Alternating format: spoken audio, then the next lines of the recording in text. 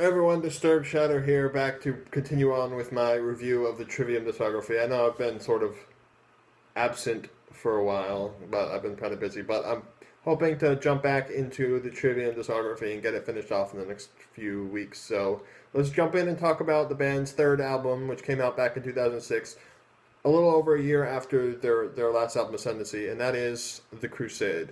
Now, this album actually got quite a bit of criticism for the musical style change that they went through, where they had a sort of metalcore, like metal or metalcore thrash metal-y hybrid thing going on their first couple of albums. They sort of went for all into the sort of thrashy direction on this album. They left behind a lot of the growling and screaming vocals and primarily focus on singing.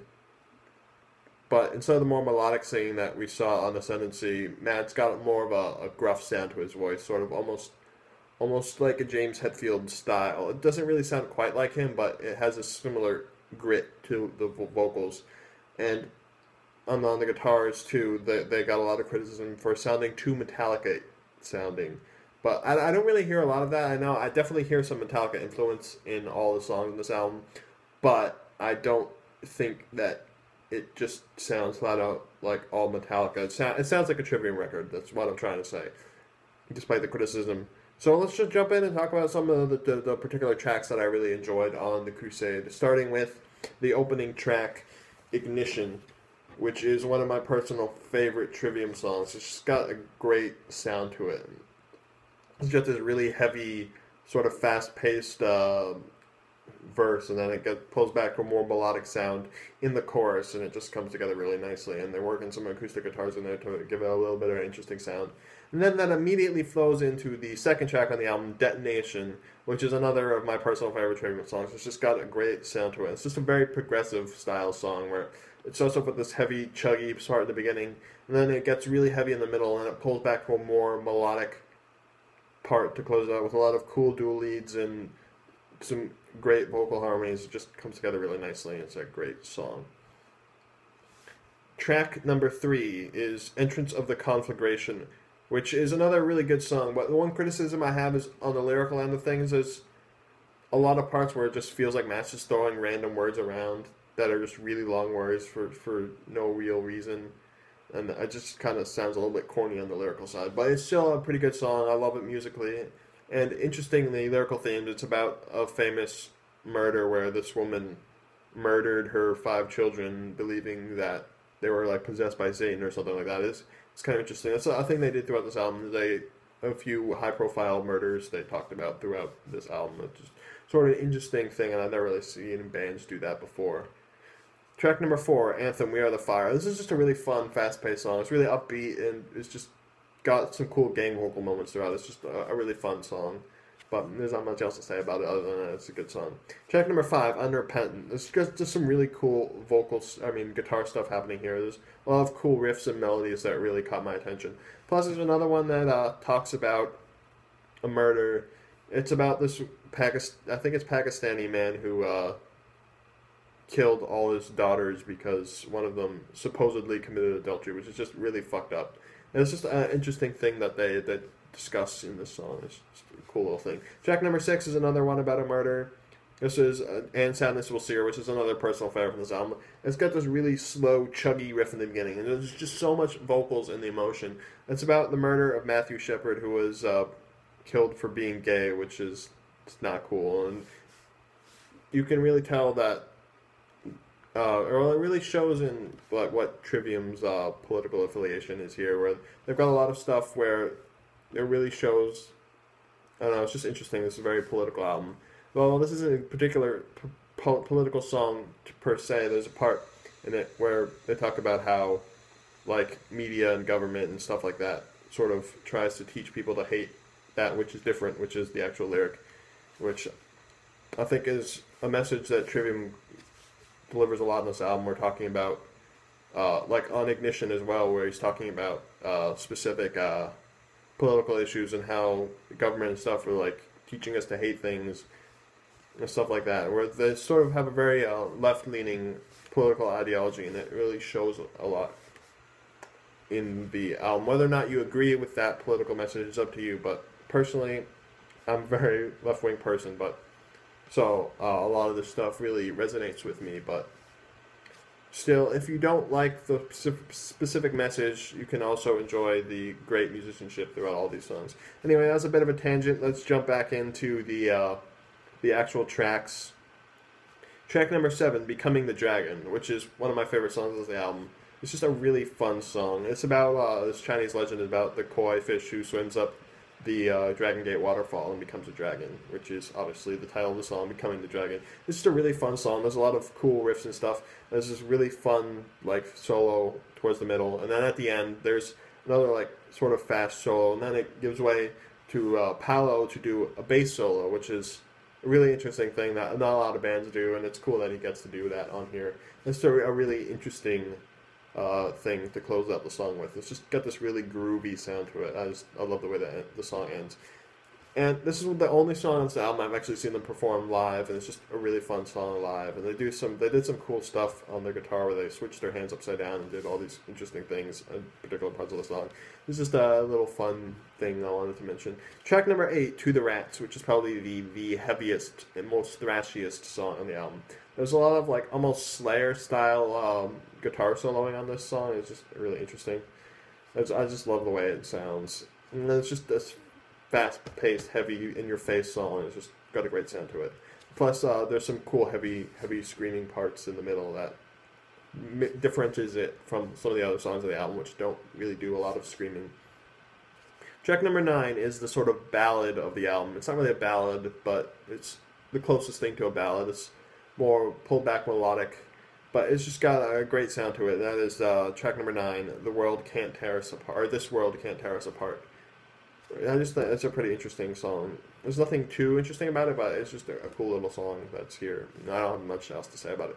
Track number 10, Tread the Floods, which is one of the first, if not the first, Trivium song I ever heard. I heard it on Pandora Radio back in the day, and it was one of the first Trivium songs I really got into. And I actually didn't end up. I was gonna actually like buy this album back then when I heard that, but I didn't get around to it. I didn't actually get into them until the Shogun album, and then I went back and really got into their older stuff. But that's just cool. This is the first song I ever heard from them. It's just got a great sound to it.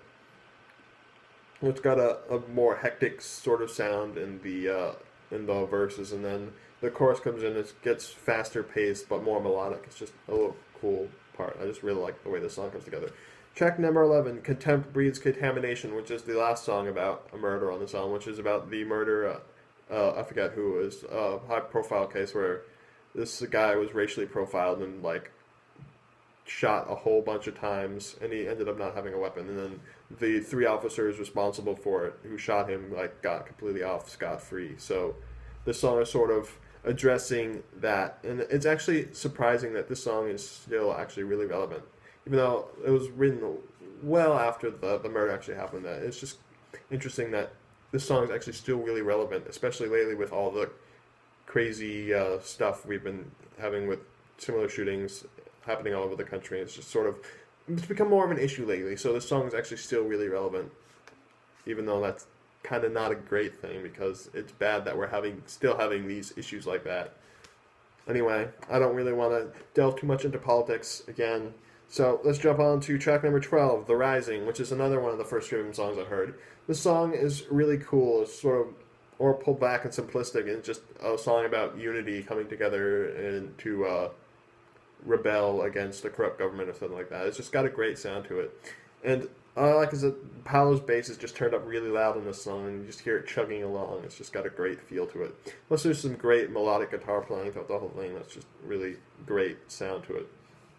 And finally, the closing song, track number 13, the 8-minute instrumental, The Crusade, which is just a really fun song. There's a lot of crazy riffing and stuff, and without the vocals, they sort of go in a more focus on the actual instrumentals, and they do some cool riffs and stuff. And Paolo's bass really shines through. He's doing a lot of crazy stuff on bass throughout the whole thing.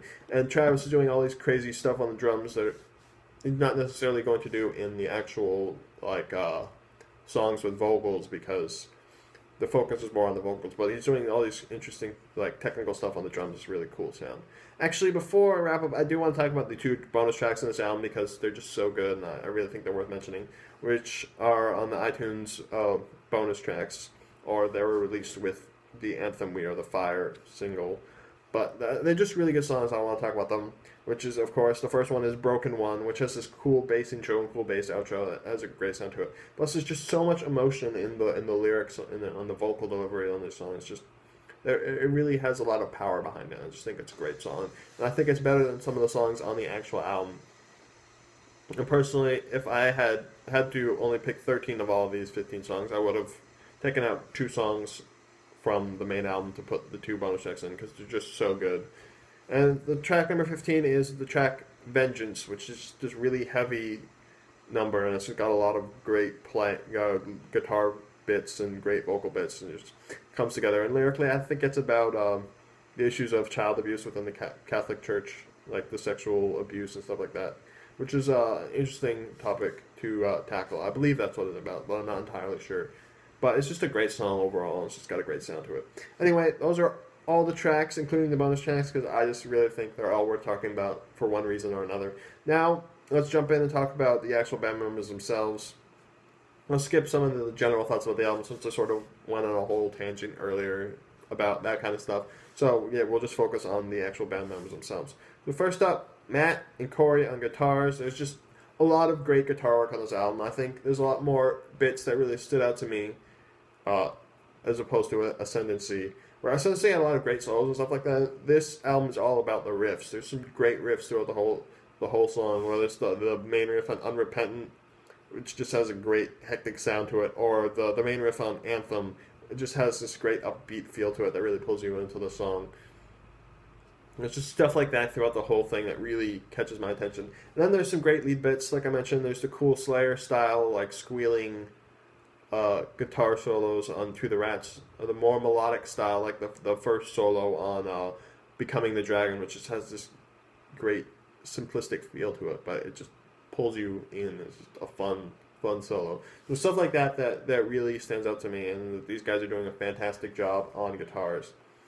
Paolo on bass, there's a lot of great moments throughout, and some moments where he can really shine and take the forefront, like on the Crusade, where there's a lot of great bass parts. There's one part where the bass almost takes the lead in a way, when the guitars sort of pull back for more clean sound, and then the bass does all these cool, like, technical sounding bits throughout that little part of the song. It just has a great sound to it. And, of course, he's got a solo at the end of Becoming the Dragon. It just has a great sound to it. It's just a really cool way to end that song. So he's doing a fantastic job on the bass, and he's really bringing up the low end. And then Travis on drums, doing a great job. I think the drums stand out a lot more than they did on the last album.